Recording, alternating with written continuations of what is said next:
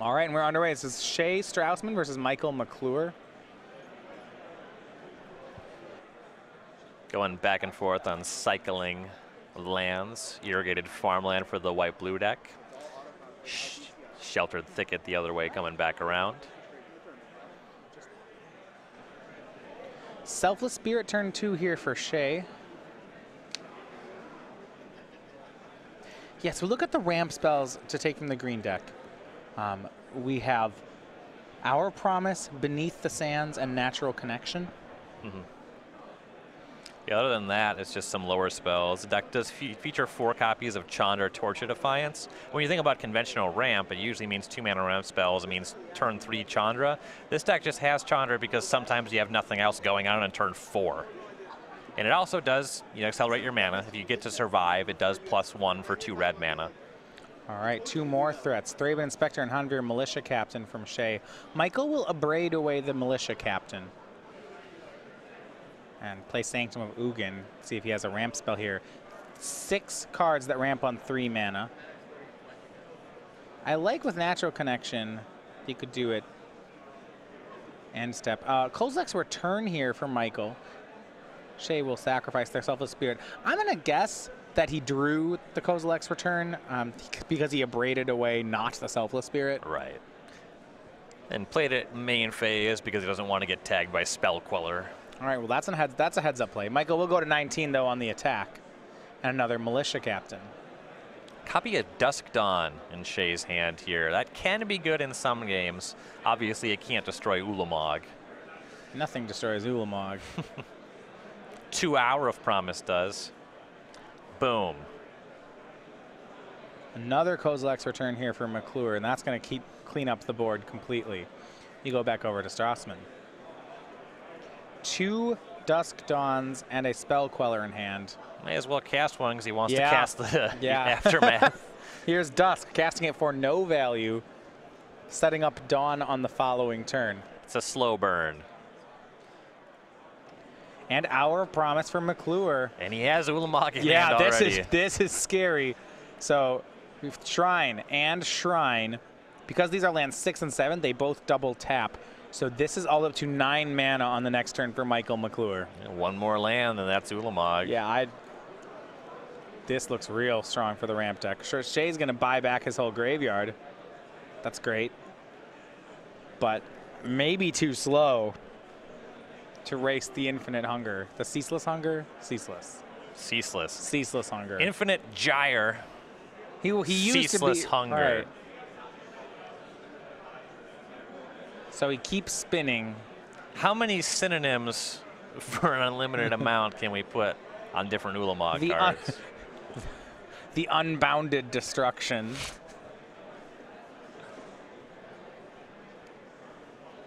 The countless terror.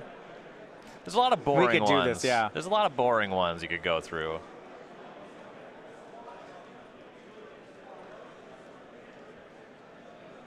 Looks like we're shy of Ulamog this turn, but there's plenty of reasonable things you can cast here. World Breaker, Oblivion Sower would be pretty good here. Here is World Breaker from McClure. 2 Sanctum of Ugin triggers. And I'm interested to see whether Michael's going to use the Sanctum triggers. He's got 2 Kozilek's Returns as well. I guarantee that he will not be triggering both Kozilek's Returns. He's just demonstrating that he has all these May effects. Pretty tricky to sacrifice the Sanctum when you have Ulamog in hand. Possibly 1 to go find Oblivion Sower, because that can find more land drops. That's what he's going to sacrifice 1, and I think he might be just right. Second World Breaker also reasonable from this spot. Yeah, and he actually looks like he revealed a second World Breaker. Because maybe already an Oblivion Sower in his hand. So if you have an Ulamog and a Sower, might as well finish the team. I'm a little curious if you already have Ulamog in hand to not cast the Sower that turn, to try to go for Ulamog on the following turn. Yeah, they're all great. They're all winners in my book. With access to so many Kozilek's Returns, you'll be able to keep Shea off the battlefield for a long time. No, see, you World Breaker 2 other lands, and then your Oblivion Sower is going to be real nice because you're going to steal his land. It does take any land exiled for any reason. That is true. Bygone Bishop and Hanvir Militia Captain for Shea. He'll get a second clue here. But remember, there's those 2 Kozilek's returns in the yard. It's time to fire off one of those. Yeah, you got to figure one of those is happening here. Another Ulamog for Michael. Just all the Eldrazi's. That's in a below average draw, but at least he has a good amount of mana set up. I like the setup of another World Breaker. He'll go for Oblivion Sower. I wanted to get more lands. Well, yeah, now that he has sacrificed one of the Sanctum of Ugin, he'll want to find another land on top of the one he already exiled, but he does hit. Yeah. And he grabs that other one out of exile. Cannot bring back Kozilek's Return just yet. That's for next turn, or when we cast Ulamog. Honestly, he's not too concerned about anything that's happening on the other side of the table. He's still at 19. That's the beauty of Eldrazi. Once you get to this part of the game, you can just pick whatever card in your hand you want to play. Your opponent's probably not doing anything powerful enough. Here's a Dusk Dawn. That'll kill both of Michael's creatures. Rats.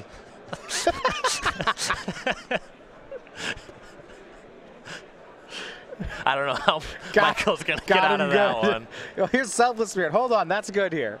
Yes, Selfless Spirit can fight against the Kozilek's Return. The first, I mean, kind of. The second Ulamog is going to be pretty good, though. Michael draws Hour of Devastation. Okay. Okay, take that, Selfless Spirit. Not quite at the threshold. If you don't kill this ramp deck before they get 10 mana, oh my goodness. They're not playing the same game anymore. No, Michael's game is every creature is a Plague Wind that comes on a 10/10. Shea plays some 2-drops. And yeah. I mean, he has a choice. He can either Hour of Devastation the whole board, or he can Ulamog. It's tough. Shea's playing flag football, and Michael's bare-knuckle boxing.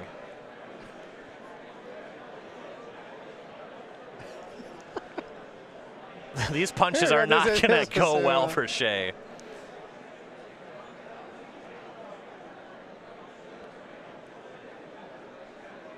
Here you go. Hour of Devastation. Can't answer that. I mean, you can sack the Selfless Spirit if you like. Sure. And that is worded, yeah, there's no way to get around that. There's no timing window you have. Shea just loses his creatures. Again. Again, here's Cast Out, drawn for Shea.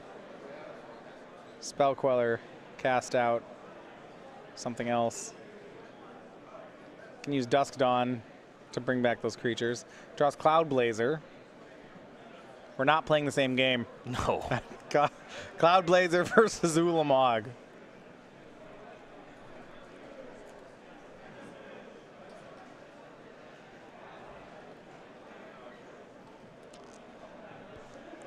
Glory Seeker entering the fray. Yeah, Militia Captain. Yeah. This one unlikely to be flipping this game. Ulamog is going to eat it.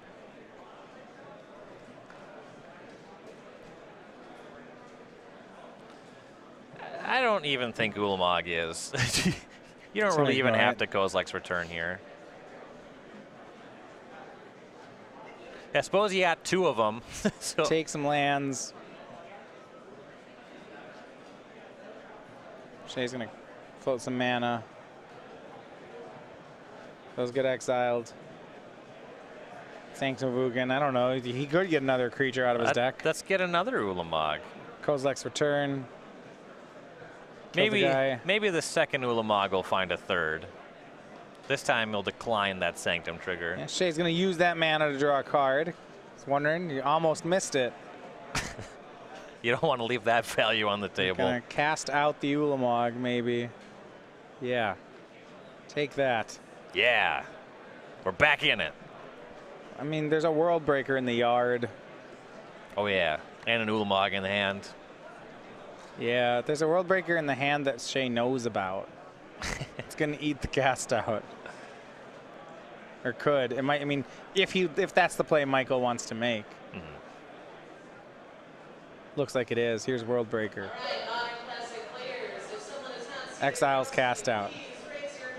But you can do this for as long as Shea wants, and that's about done. Game 1 goes to Micheal McClure. The Eldrazi take the win. I like this ramp deck, Ryan. That was great. Yeah, it executed pretty well that game, you might say.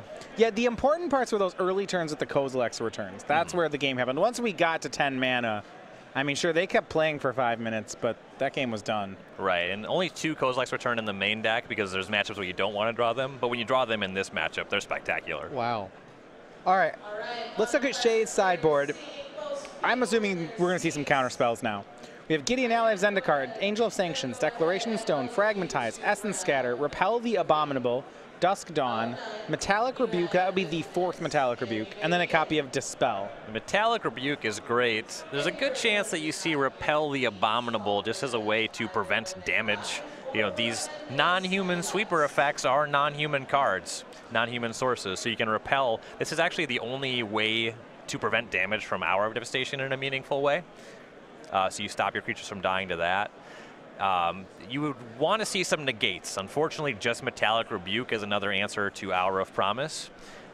You might see the Dispel because sometimes tagging Natural Connection can matter, and of course Kozilek's Return as well. It's not great, but it has some spots here. Is the list in ramp stock enough that if I'm playing a ramp opponent, so his ramp spells are 4 Beneath the Sands, 4 Hour of Promise, and then 2 Natural Connection. If I'm Shea, can I assume my opponent's playing Natural Connection, or are there some builds that go to different ramp spells? I think there is some variance here. I would assume some small number of Natural Connections. Some builds do play 4, but you also saw removal spells. You can tag in a Braid. You can hit the Kozilek's Return sometimes in a meaningful way. Okay, yeah, with the Abrades, you can probably just, you're right, you can just board in the Dispel. Right. On Micheal McClure's side, you mentioned he was kind of light on anti-aggro. He drew it both game 1. That was great. Yep. Things getting a lot better post-sideboard. We're looking at 3 Tireless Tracker, 2 Glorybringer, 2 Magma Spray, 2 Crumble to Dust, a Goblin Dark Dwellers, a Nissel Vitaforce, another Hour of Devastation, another Kozilek's Return, Chandra Flamecaller, and an Appetite for the Unnatural.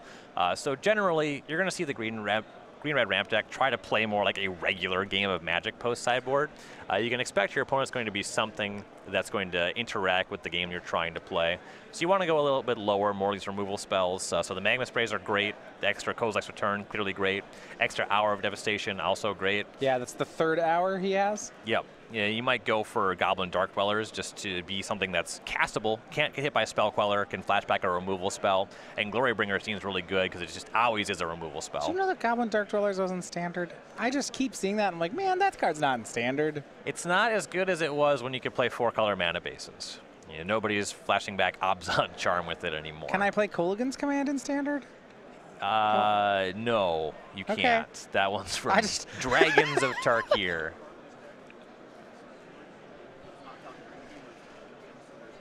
All right.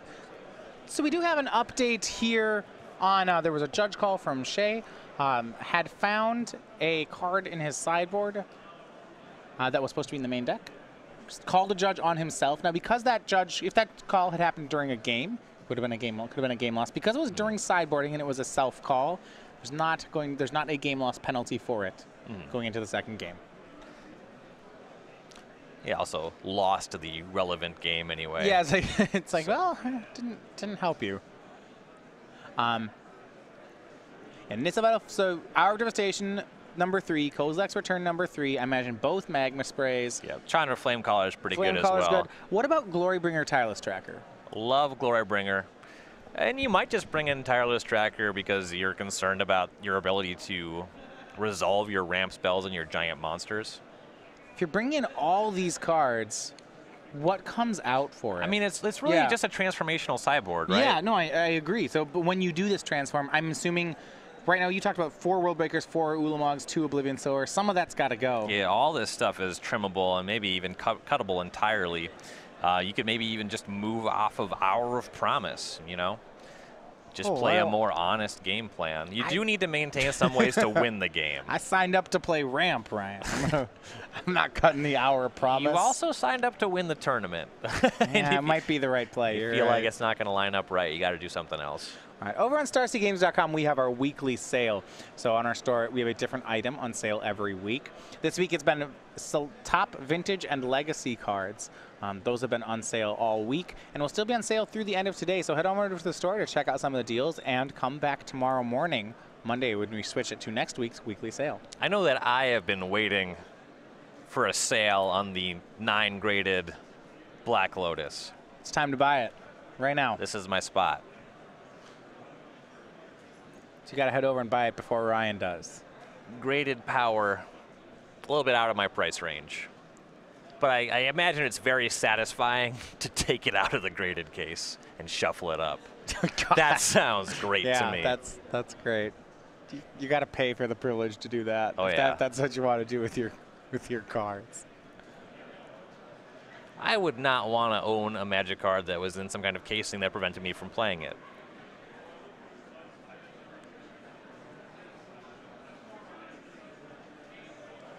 You could white border it. I would not do that.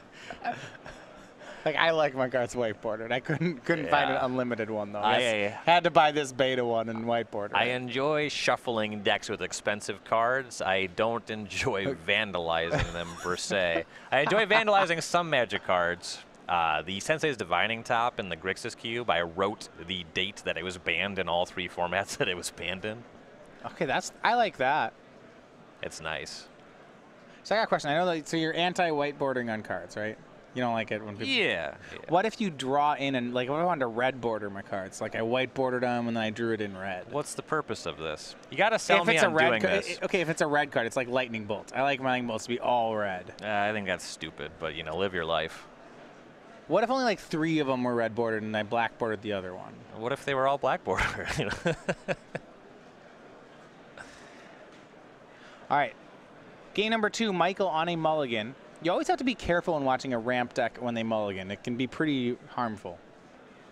Yes. Though post-sideboard, we'll see exactly how rampy the deck is. Yeah, Michael Magma sprays away a Selfless Spirit. See, that's actually a good setup. He has a copy of Kozilek's Return in the opening hand. It's like maybe even 2. We'll find out how many more land drops Michael's able to make, though. Or Shea. I don't think Shea has the land drop either as he cycles Cast Out. Usually a sign of missing land. So this is not the best matchup for Cast Out in the first place. Yeah, he'll pass. Can Michael hit a land drop? It's going to be a real interesting game. I don't... Natural Connection main phase from Michael. I Dispel. like that a lot. Yeah. Dispel. No, he's getting the land. Selfless Spirit, a little bit of a hiccup there for Shea. He actually let the Selfless Spirit get exiled to Magma Spray. I guess if Dusk Dawn's no longer in his list, then it doesn't matter. Yeah, this is not the kind of matchup where I'm excited to have Dusk Dawn post sideboard. All right, so probably it's all the same. Still no third land for Shea. He does make a Selfless Spirit here. And the Hour of Promise, are we going to get that? Land Hour of Promise would be very strong on this board. World Breaker looks to be in McClure's hand. Kozilek's Return. He'll just return away the Selfless Spirit and say, go, no land for McClure. And this just shaping up to be in both players awaiting land drops. Third Selfless Spirit for Shea. Land 5 for Michael and pass. And there we go. There's a Plains. 2 damage in. And leaving up Spell Queller, Shea will hand the turn back over to Michael. And Michael end step's going to Kozilek's Return again. Why not? Strausman has Metallic Rebuke and Spell Queller both in hand, so he's got a decision here. He actually just lets it resolve. I like doing that. Metallic Rebuke on Hour of Promise would be a much more relevant thing if that came up on this turn. Port Town the draw for Strausman. He's going to cast a 3-drop. This is interesting. Michael has drawn a second copy of Natural Connection, which he should be able to sneak around the counter magic thanks to it being instant speed. He says go. Maybe not. Michael goes for the Natural Connection, and now Shea's got a window. He'll cast Metallic Rebuke. And Michael, no Hour of Promise, just sends back. The ramp deck is kind of doing what ramp decks do after a very impressive game 1. Game 2, really not doing much of anything. Ketter's Monument and a tap land for Strausman. He does have a Spell Queller.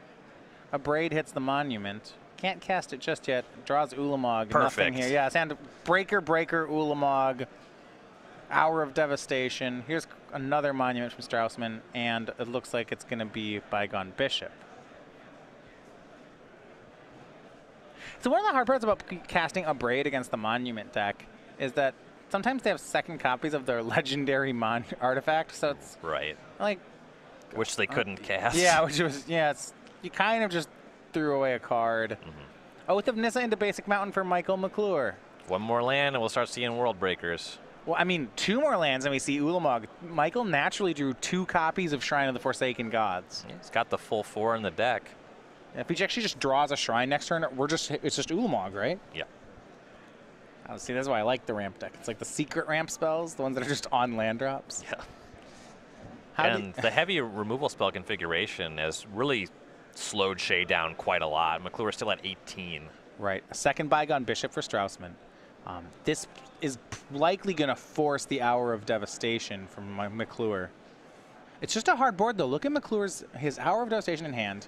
2 Kozilek's returns in the yard. It's just so much sweeper here. Land here would be excellent. Draws Glorybringer. Glorybringer's passable, but yeah, he's already got a Hour sweeper. of Devastation. Yeah. At this point, I don't think he cares much about Glorybringer. It's sweepers and Eldrazi, but especially because the Hour would kill the Glorybringer if he played that first. Yeah, Strausman draws a card. Yeah, killing 2 Bygone Bishops is a lot to pass on. Did he draw Repel? He drew Repel the Abominable, his 1 of out of the sideboard. This is what a hit. That was off the clue token. Very nice. Yeah, and you see him on his... Yeah, no, this was the draw he wanted. Is Hour of Devastation a human source? Survey says no. No, so Shea gets to keep his board. Wow. All right. We're still playing. Shea's going to tap with 6 power. Here's a swing for 6. McClure down to 9. Remember, the 1 Shrine of the Forsaken Gods should still be good enough here. Right. It's going to be... But Shea's going to force him to have it. Here's Hanvir, Militia Captain. Again, presenting lethal attackers on the following turn. Yeah, Clue and 2 humans. Technically, Shea's floating 1 mana right now. I don't think he knows that. Shrine, of course, reducing the cost of white creatures. Yeah, the monument. Right, right. Yeah, this is lethal. Can Michael draw land? Another World Breaker. Oh, no. That's not what he needed. So his hand, 2 Glorybringer is going to be played. He has 2 Ulamogs, 2 World Breakers. A little much. Attacks with Glorybringer. It's going to kill the Militia Captain. But I believe the Spell Queller in Shea's hand should be good enough to win. Yep. 7 power currently. That would add 2 more, or 3 more because of the monument. Yeah, that'll make it lethal. If he just end steps it as a 2/3. And here we see Spell Queller. Yeah, that's going to be lethal. Game number 3 on the way. Strausman versus McClure. And you know, that one actually ends up being pretty close. For my side, it felt like I thought McClure was going to get that one. He had a lot of turns where 1 land would have won it for him. Right. Couldn't convert. Even a tap land would have allowed him to cast World Breaker that turn. We saw a lot of the removal spells in post-sideboard, but still at least 3 World Breakers and an Ulamog. Yeah, and one of the things where I'm noticing about McClure's strategy, he's got these 3 Kozilek's returns in. He's got to make sure that he can hit both halves of those Kozilek's returns. Right. So I don't know how many of, maybe you cut Ulamogs before you cut World Breakers, actually. Oh, yeah, almost certainly. And I'm kind of wondering how many Hour of Promises are in the deck. We didn't see that in Game 2. Yeah, I mean, so 4 World Breakers to me makes sense. I really want the second half of those Kozilek's returns. Certainly. Yeah, I would cut Oblivion Sower over everything first. Yeah, that card seems bad here. Glorybringer seems better. So 2 weekends ago in Roanoke, we had our Season 1 Invitational, crowned our first champion this year in 2017. That champion was Brian Koval playing Metallurgic Summonings and Death and Taxes. We now get to show you, saw this yesterday. This is the token that was made in his likeness. Brian Koval, a fan of eternal formats, particularly vintage, you see here, made the Monk Prowess token. Card played definitely in eternal formats. A lot of throwbacks here to some very iconic Magic cards. Got Mox Sapphire, Ancestral Recall. Pretty good follow-up to a Monastery Mentor, if I must say. Yeah, I'd play both Mentor, then Sapphire, then Recall. Oh, yeah.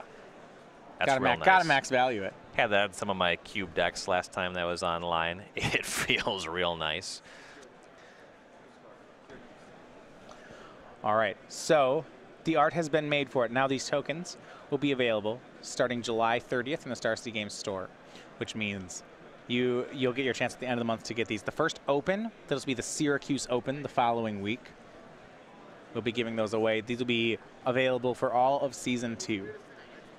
2 players in our Opens and Classics, and they ship from orders from the store. Monastery Mentor is a lot more powerful than Young Pyromancer.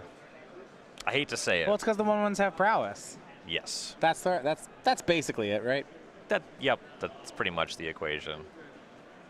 You can kill people from a very high life total with Mentor. I think one of my favorite things was when you would see, and I don't get to see this much anymore, Miracles decks. The Sensei's Mentor Divining top. Top. Yeah, the double Divining Top Mentor kills. Those are nice. That is a good interaction. Gush recently restricted in Vintage because of Monastery Mentor.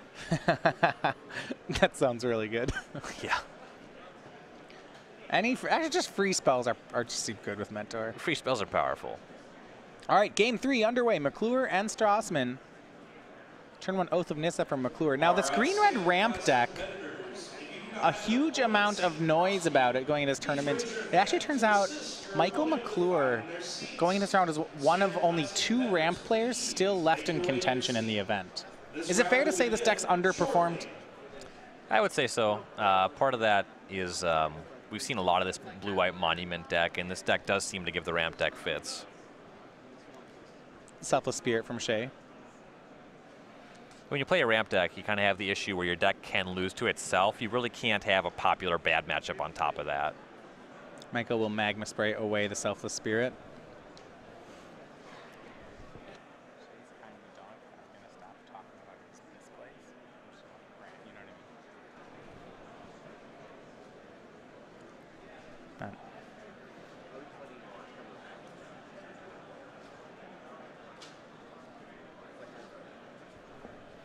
Here's Thraben Inspector making a clue.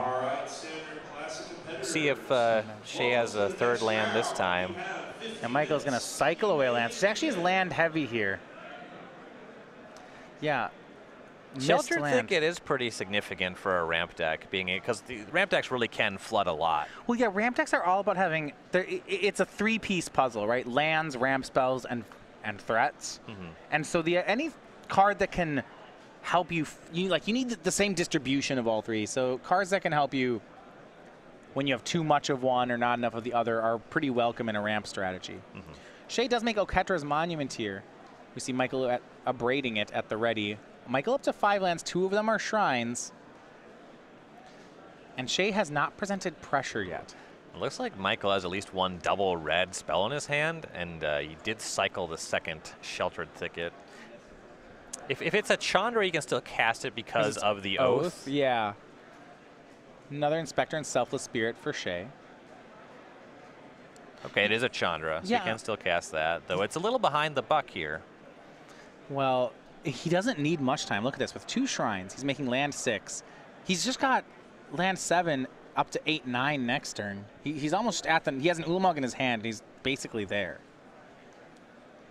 And not under a terrible amount of pressure, because he did deal with that shrine, just 4 power on the other side. A little interested if he had the Chandra, they just didn't play it and plus it there. Yeah, it would give him access to mana. In the face of what's already on the battlefield, it would survive. You don't want to get tagged by a Spell Queller, I suppose. Here's the Militia Captain from Strausman. He'll pass. Shrine of Forsaken Gods as land 7. So Michael just has 10. It's 3 shrines. Checks out. Yeah, okay, that's easy enough. Let's just make Ulamog. Yeah, 10 mana. Here's Ulamog. 1, 2, 3, 4, 5, 6. Yeah, that lands real good. Yeah. There's an argument for getting rid of one creature. It can be any creature to stop the militia captain from flipping. You want to go after a blue source. Frequently, you'd want to just exile both the blue lands, remove a lot of the play from yeah. Shea. And Metallic Rebuke is going to counter the Ulamog, thanks to those 2 clue tokens to help improvise. Michael did not crack Sanctum of Ugin.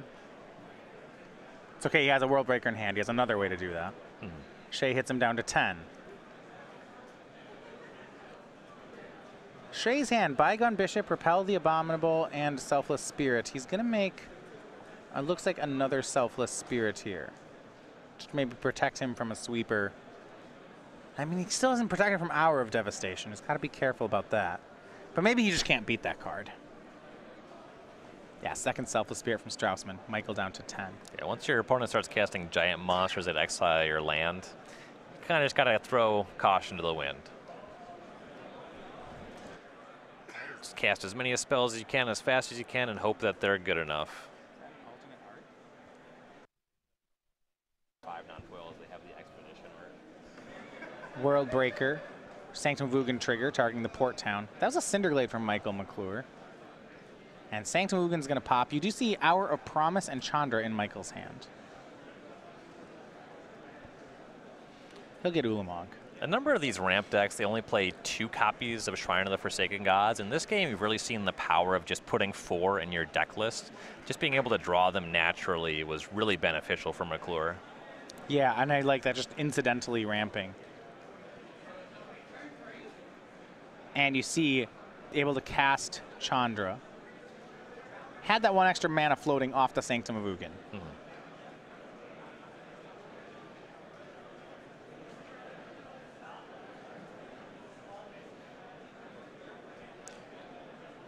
You kind of want to just -3 the Chandra to stop yourself from taking too much damage. You're only really losing to some chip shots at this point. Yeah, and that's what he'll do. He'll shoot a Selfless Spirit. I like that a lot. You have World Breaker, you have Ulamog in hand. No need to get fancy here. Yes, you lose your Planeswalker. So what? Yep. And here's a swing. Worldbreaker blocks Selfless Spirits, Thraben Inspectors. Looks like he just sent them upstairs. And actually, sure, why not? Yeah, no reason to go after the Chandra, really. You have to kill your opponent. Kozilek's Return drawn by McClure. Yeah, and that Ulamog really should close this one out. Remember, you can cast Kozilek's Return off those shrines. Kozilek's Return is colorless thanks to the Devoid mechanic. 7, 8, 9. Ulamog. Make that 10. And you get the last of Shea's lands. Michael's at 8. That's not enough. Plains from Strausman. Back in it. Yeah. Maybe not. I don't know. It's Eldrazi time. Swing gets 1 more damage in. Michael's down to 7. You won't find a lot of players with a story of how they beat the second Ulamog. No, not really. Oath of Nissa from McClure. Running up the scoreboard.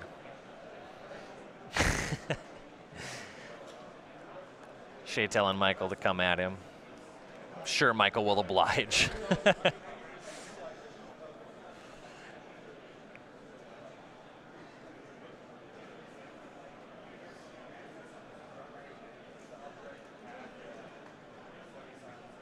$20 cards off the top of the deck.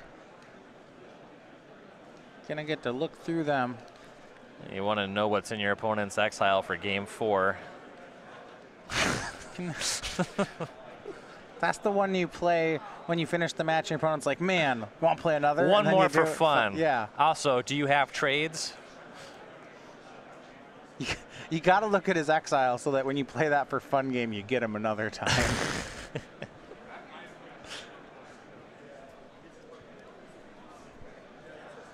cycle here of a duel for McClure. He hit in for 10. Shea drops to 8. Kozlek's return. Micheal almost able to complete the clean victory, but it looks like that Plains will still be on the board. Along with Westvale Abbey, that's going to be the match. It is Micheal McClure, green-red ramp, remaining in the tournament. He improves to 9-2. And I like a lot of what's happening here with Michael's list. As I mentioned before, the 4 copies of Shrine of the Forsaken Gods, I think that's really good deck building.